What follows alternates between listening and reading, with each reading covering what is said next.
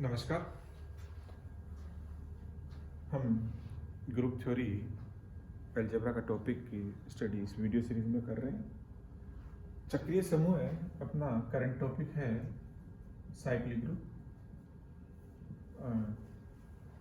Cyclic group means एक group जी होगा जिसके अंदर कोई एक एलिमेंट ए होगा और ए उसका एक जनक कहता है।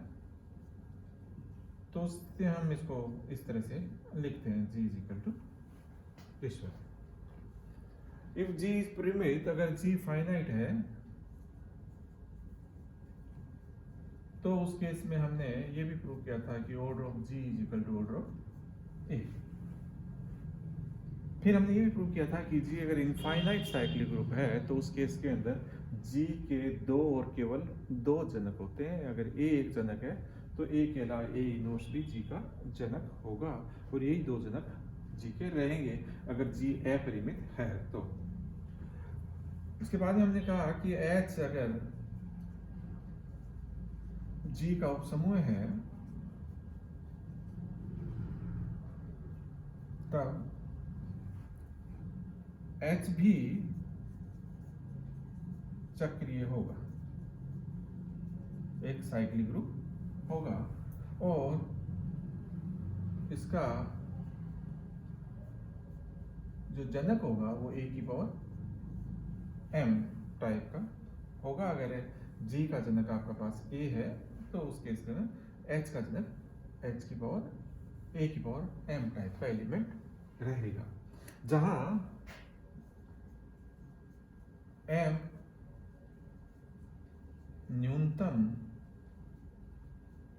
धनात्मक पूर्णांक है, लीस्ट पॉजिटिव इंटीजर है कि ए की power M belongs to H. मतलब एम का मान अगर 7 आता है तो इसका मतलब ये होगा कि ए की पावर 1, ए की पावर 2, ए की पावर 3, ए की पावर 4, ए की पावर 5, ए की पावर 6, ये कोई भी एलिमेंट एच में नहीं है। ए की पावर 7 पहला एलिमेंट है जो एच में है, तो ए की पावर एम पावर के हिसाब से पहला एलिमेंट है जो एच में है।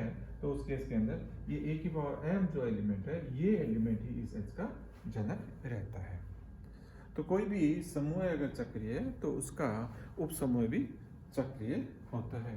और अब अपन एक थ्योरम और करते हैं कि जी अपरिमित चक्रीय समूह है, इनफाइनाइट साइक्लिक ग्रुप है यदि जी अपरिमित चक्रीय समूह है तब जी का प्रत्येक उचित उपसमूह है। देखिए अपन प्रूव कर चुके कि जी का प्रत्येक उपसमूह भी चक्रीय होता है। अब हम कह रहे हैं कि जी का प्रत्येक उचित उपसमूह भी अपरिमित चक्रीय समूह होगा,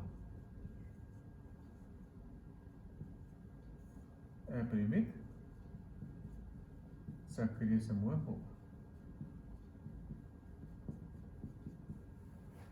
तो मान लेते हैं, माना जी बराबर ए एक अपरिमित चक्रीय समूह है।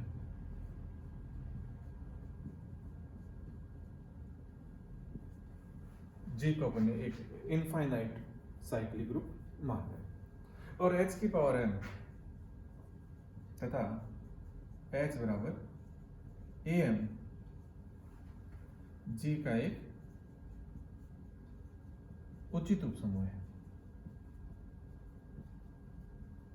क्योंकि हम पहले प्रूव कर चुके कि चक्रीय समूह का प्रत्येक उपसमूह भी चक्रीय होता है, इसलिए सीधा अपन ये ले रहे हैं कि इसका एक उपसमूह है X और वो चक्रीय है और उसका जनरेटर H और M है, उचित उपसमूह है।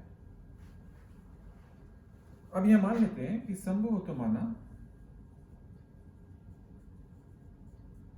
माना कि ऑर्डर ऑफ H है वो एक फाइनाइट है, या कहें कि H परिमित है।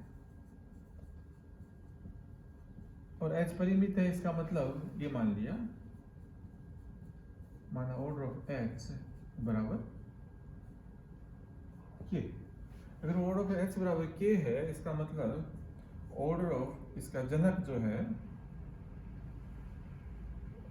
H का,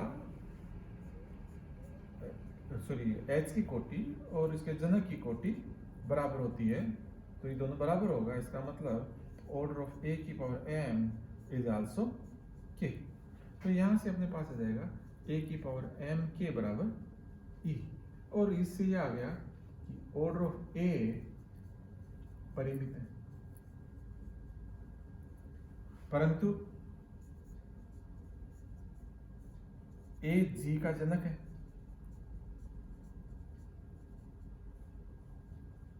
इसका मतलब यदि A की कोटि परिमित है तो G की कोटि भी परिमित होगी। तो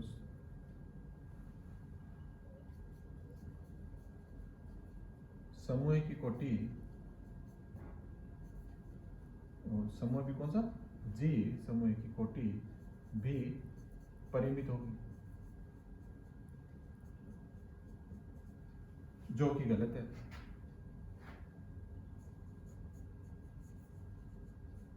जो कि असत्य है।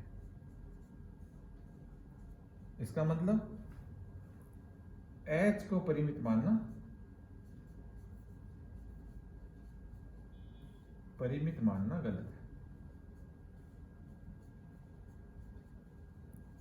तो अगर H किसी चक्रीय समूह का उचित उपसमूह है और G जो चक्रीय समूह है वो अगर इनफाइनाइट है, तो उसका सबग्रुप भी इनफाइनाइट साइक्लिक ग्रुप रहेगा।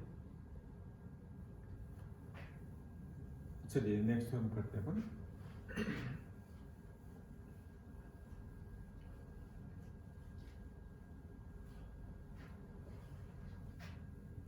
G के अंदर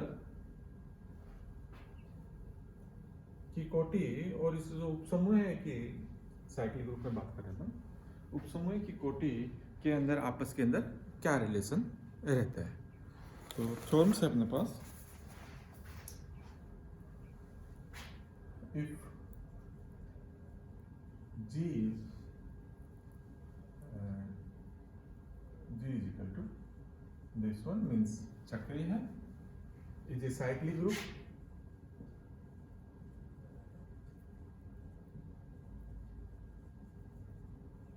of order n and H is equal to A की पावर S,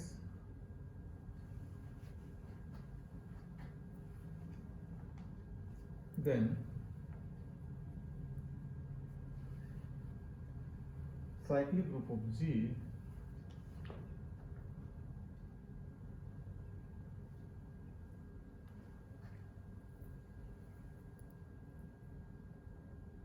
H की power AS,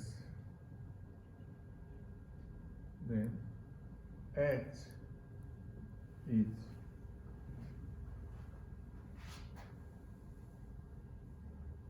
a cyclic subgroup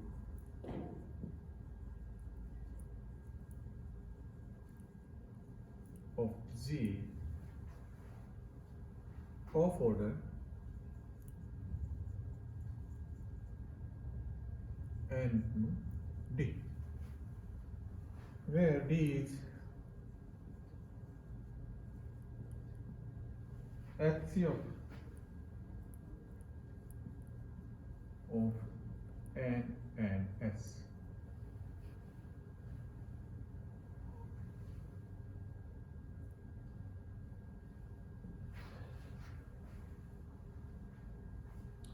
तो हम यहाँ लिख रहे हैं कि G जो दिया हुआ है उसको देखिए,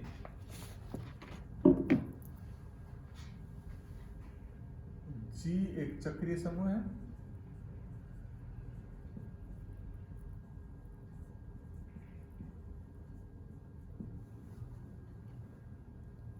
तथा A इसका जनक है, ये दे रखा है,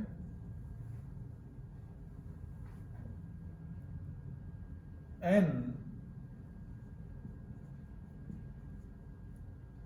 is equal to order of g, या कह दीजिए ऑर्डर ऑफ a, क्योंकि समूहिक कोटि और जनक की कोटि बराबर होती है, तब h बराबर as, जो एक g का, जो कि g का एक उपसमूह है,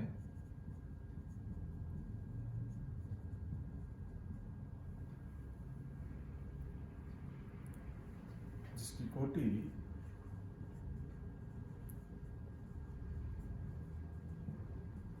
n बटा d होगी, जहां d s और n, d s n का HCF है, हाईएस्ट कॉमन फैक्टर है। ये थ्योरम करिए कि अगर आपके पास G एक साइक्लिक ग्रुप है, A उसका जनरेटर है, ऑर्डर ऑफ G आपके पास n है। देखिए अपन कुछ इस तरह की बात कर रहे हैं कि दिस इज G, A इसका एक जनरेटर है, और ऑर्डर ऑफ A बराबर n दे रखा है। इट मीन्स A की पावर n बराबर E।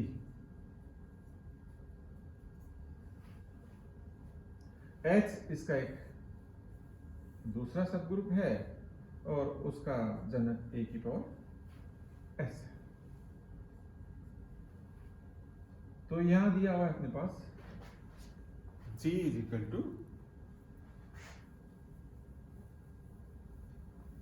A generated by cyclic G cyclic group और generated by A, G is equal to A दे रखा है अपने पास, ऑर्डर ऑफ G, तो ऑर्डर ऑफ G बराबर ऑर्डर ऑफ A बराबर n, this is given. H एक दूसरा सबग्रुप दे रखा है जो कि A की पावर S से जनरेट हो रहा है। तो यहां अपन को प्रूव करना है ऑर्डर ऑफ H, या कहें कि ऑर्डर ऑफ A की पावर S, ये जो एलिमेंट है, क्योंकि जनक की कोटि और समूह की कोटि बराबर होती है, दिस इज n बटा d, और जहां पर d जो है वो आपका n और s का हाईएस्ट कॉमन फैक्टर है। ये हमें सिद्ध करना है।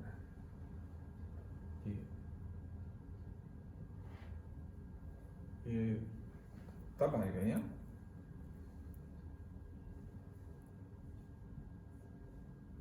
तो ये चीज अपन को सिद्ध करनी है इस थ्योरम के अंदर कि जो सबग्रुप है आपका H is equal to A की पावर S, इसकी कोटि n बटा d होगी। तो अपन मान लेते हैं, देखिए d is equal to ns, चूंकि d is equal to ns, n और s का HCF है, इसका मतलब n को मैं rd लिख सकता हूं तथा s को मैं qd मान सकता हूं, ये अपन ले सकते हैं। जहां r और d अपना हाईएस्ट कॉमन फैक्टर हो गया और r और q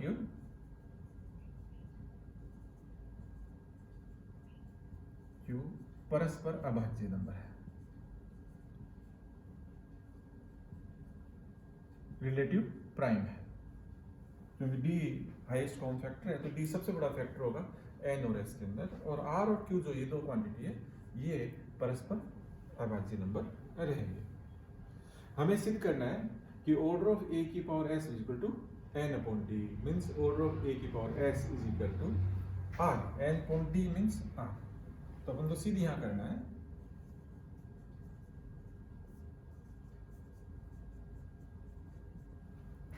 ऑर्डर ऑफ a की power s is equal to n upon d means r, ये अपन को सीखना है। मान लेते हैं माना ऑर्डर ऑफ ए की पावर एस या ऑर्डर ऑफ एच अपना कोई नंबर है दैट इज एम, तब हम सिद्ध करेंगे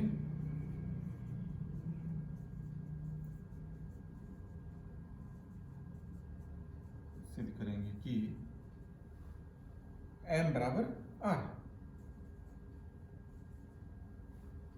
ये आपको सिद्ध करना है, ये अपन मान रहे हैं, तो m बराबर, और m बराबर r सिद्ध करने के लिए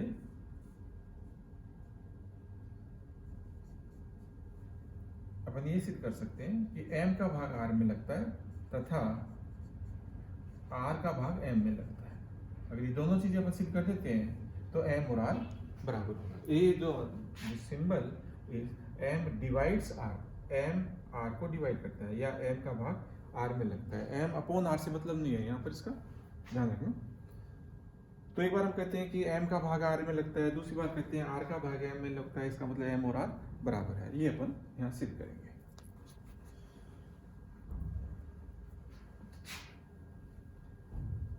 तो हम यहाँ ले रहे हैं m का भाग r में लगे, ऑर्डर ऑफ a की power s is equal to m r। a की पावर s की पावर r को मैं एक बार कंसीडर करता हूं, तो a की power s is equal to r means a की पावर s मैंने माना है q into d and then r।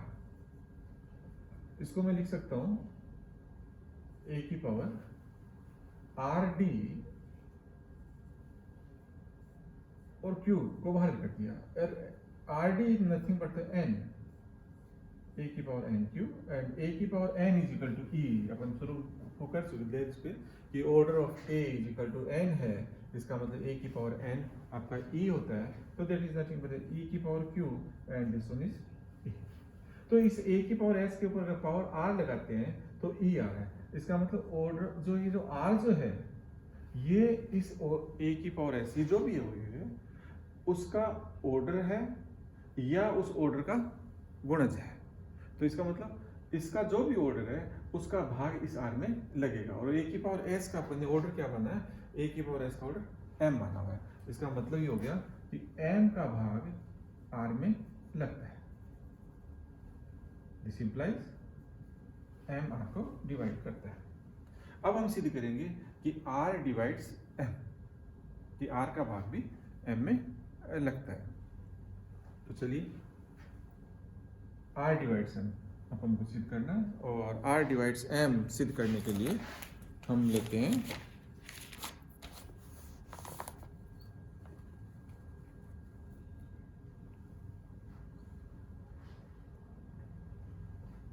a की पावर ms। देखिए अपन मान के चल रहे हैं क्योंकि ऑर्डर ऑफ as बराबर अपन ने माना था m, इट मीन्स a की पावर s के ऊपर पावर m लगाएंगे तो बन जाएगा e, और यहां से आ जाएगा कि a की पावर ms बराबर e। इसका मतलब ऑर्डर ऑफ a का जो ये जो अवयव है, इस अवयव की जो कोटि है उस कोटि का भाग ms में लगेगा। और ऑर्डर ऑफ a जो है अपन ने माना है कि ऑर्डर ऑफ a n है, तो इसका मतलब ये आ जाएगा कि n का भाग ms में लगेगा।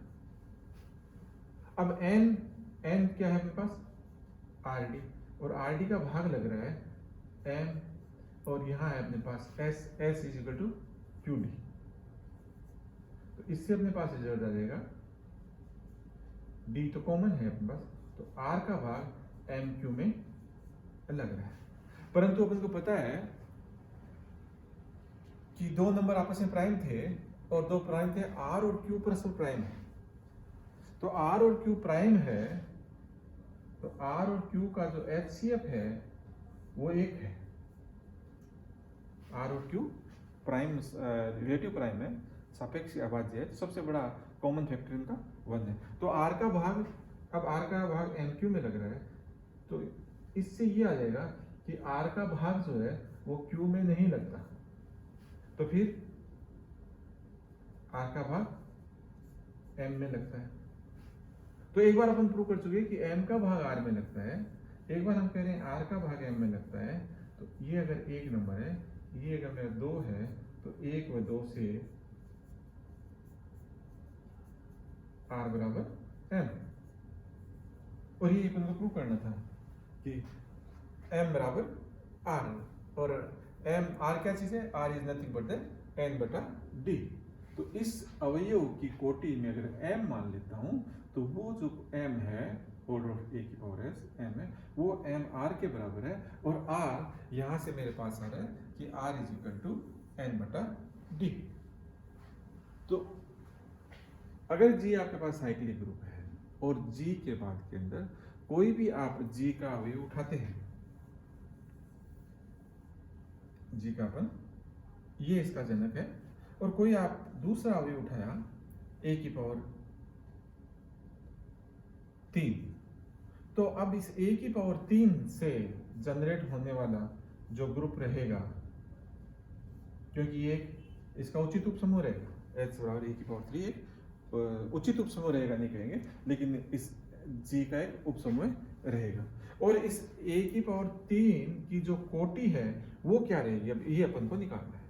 तो हम यहाँ इस थ्योरम में ये कह रहे हैं कि यदि g की कोटि, यदि इस समूह की कोटि order of g is equal to अपन कहेंगे कि 7 है, तो इस केस के अंदर ऑर्डर ऑफ h, ये जो अपना h बना है जो a की पावर 3 से जनरेट हो रहा है, दिस वन, तो order of this h is equal to n बटा d। तो n क्या चीज है अपने पास, n is 7, here n is 7 and s is 3, और n और s का जो HCF है, n और s, तो इनका HCF कितना है अपने पास, 1। तो ऑर्डर ऑफ h जो रहेगा वो आपका n बटा d, n मीन्स 7 बटा d, और d का मान यहाँ क्या दे रहा है, 1, जो 7 और 3 का हाईएस्ट कॉमन फैक्टर है, तो 7 बटा 1 मीन्स इस g की कोटि भी 7 होगी, और इस h जो a की पावर 3 से जनरेट होने वाला ग्रुप है उसकी कोटि भी 7 ही रहेगी। तो यहाँ इस केस के अंदर g और h बराबर हो जाएंगे। अगर अपन कोई ऐसा ग्रुप ले ले कि order of g is 9, suppose order of g is 9, तो उस केस के अंदर हमारे पास ये n 9 हो गया, और जो ही n 9 हो गया तो इन दोनों का d का जो मान है, जो हाईएस्ट कॉमन फैक्टर है, वो अपने पास 3 आ जाएगा, और ये जब 3 आ जाएगा तो उस केस के अंदर यहाँ पर अपन 9 के अंदर 3 का भाग लगा देंगे, और कहेंगे कि इस h जो कि a की पावर 3 से जनरेट हो रहा है, इसके अंदर टोटल 3 एलिमेंट होंगे, जबकि g में कितने एलिमेंट, 9 में एलिमेंट है। तो ये हम एक अगर समूह दे रखा है तो उसके दूसरे जनक निकालने के काम भी आएगा। देखिए कैसे अपन निकाल सकते हैं, इसी थ्योरम से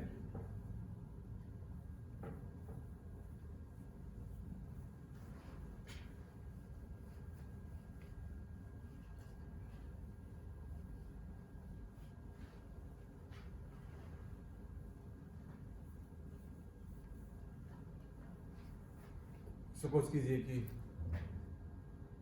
ए स्क्वायर ए क्यूब और a की पावर 12 बराबर e, this is my g। तो obviously g is generated by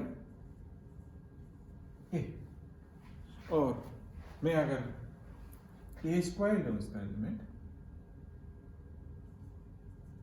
g का एलिमेंट है, तो g का एलिमेंट है तो a स्क्वायर से जनरेट होने वाला सब ग्रुप, तो कोई भी एलिमेंट ले लो उसी को उस एलिमेंट को ऑपरेट करते जाओ, तो उससे बनने वाला सेट है वो हमेशा समूह का रहता है, और चूंकि g साइक्लिक है इसलिए h भी आपका साइक्लिक रहेगा।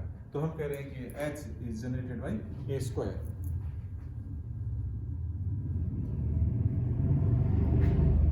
मान लिया अपने h, और h को अपन कह रहे हैं कि this is generated by a square. तो यहाँ पर ऑर्डर ऑफ a 12 है, दिस इज आवर एन इस फॉर्म के हिसाब से। ए की पावर एस, एस का मान आपका 2 है, और 12 और 2 का जो HCF है, हाईएस्ट कॉमन फैक्टर है, वो 2 है, दिस इज आवर डी। तो ऑर्डर ऑफ H n बटा डी होगा। n बटा डी मीन्स n का मीन्स 12 बटा डी मीन्स 2 बराबर 6। इसके अंदर टोटल नंबर ऑफ एलिमेंट 6 रहेंगे। देखिए मैं अगर a की पावर 5 की बात करूं,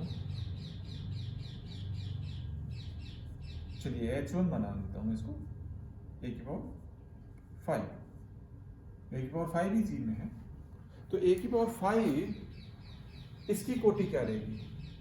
तो यहां पर n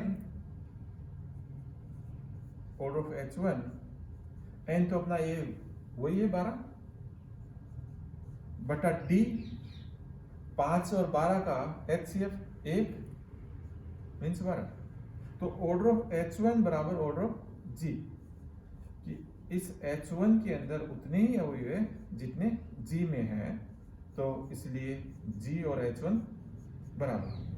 तो G और H1 बराबर होंगे, तो इससे ये रिजल्ट आ गया कि इस G का एक जनक A है, तो A की पावर 5 भी इस G का जनक होगा। G का एक जनक होगा। A की पावर इसी प्रकार A की पावर 7 भी G का जनक होगा, जनरेटर होगा।